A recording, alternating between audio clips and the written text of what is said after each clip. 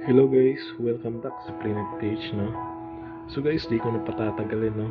Punta kayo ng inyong mga Chrome o kahit anong merong version, no? Okay. So guys, search nyo guys, no? Yung rhadzvpn.email, okay? So as you can see guys, ito si Rhadz. So gwapings ko yan, no? So idol natin yan.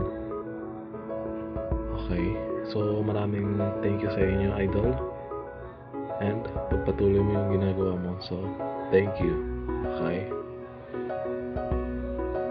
So kailangan natin guys ng account dito para mapasok natin yung mundo ni Rhadz, ng idol natin. Okay.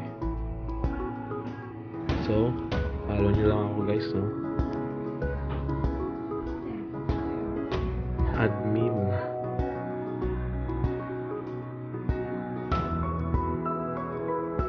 Ang ilalagay nating username. Okay. So yung password guys, no? 1, 2, 3 lang, okay? Then connect.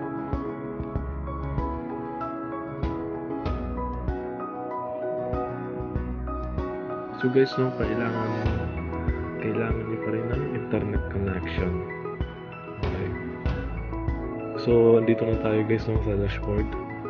So napasok na natin. So ito guys yung credits niya, no? So marami pa yan.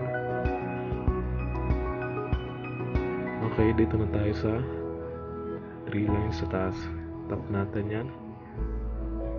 Then ito guys, no, tap natin yung create account. Excuse me.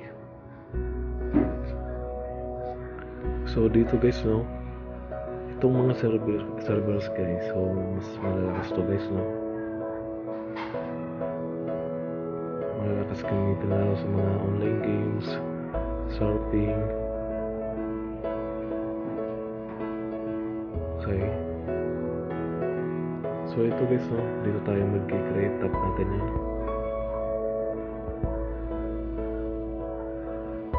So ito guys, na gagawa tayo ng account.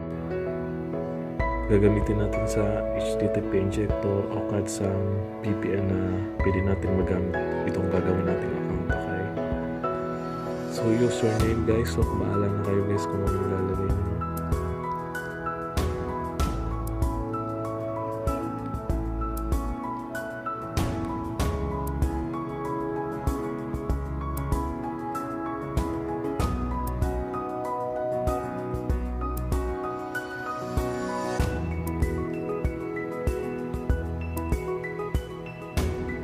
Okay. And ulit natin yung password. So guys, no, 3 days lang po yung validity niya, okay? Then tap natin yung create account.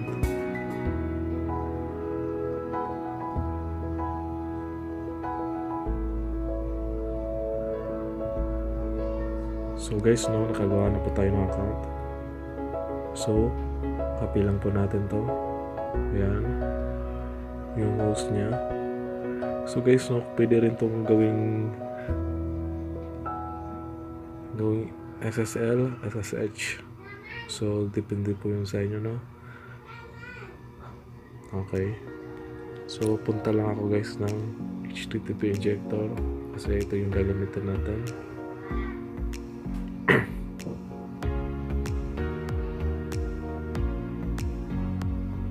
So guys, no, clear data ko lang. Okay. Then copy nyo na lang guys, no, para madali. Dito natin lagay sa mga baguang pa lang. So follow me guys, no. So 8080 save. Then dito guys, tap natin yan. Ito yan. Post. So ilalagay din natin ulit yung server niya dito, okay? 222. Okay. Username. Copy.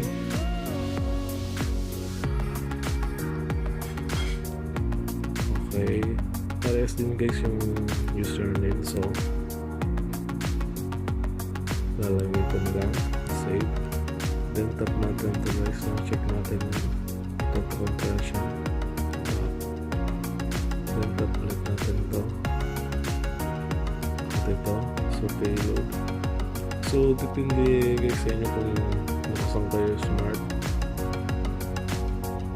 context, naka-globe. So naka-globe ako guys, no? So ang lagi kong ginagamit ay itong payload.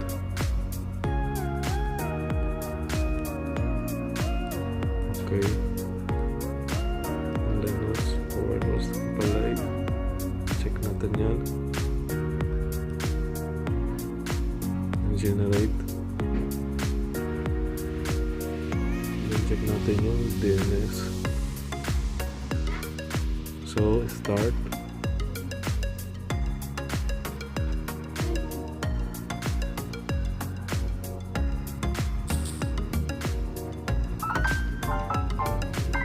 so start of 200. So guys, as you can see, connected pa tayo. Okay, so punta tayo ng YouTube.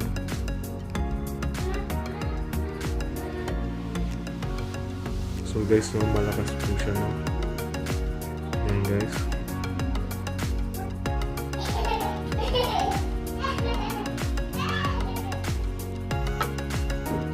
So play tayo guys ng sa channel ko.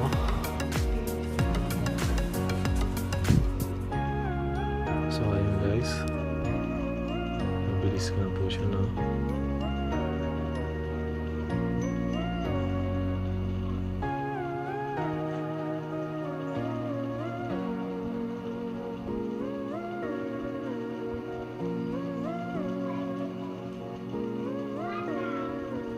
So guys, ito lang muna guys, no?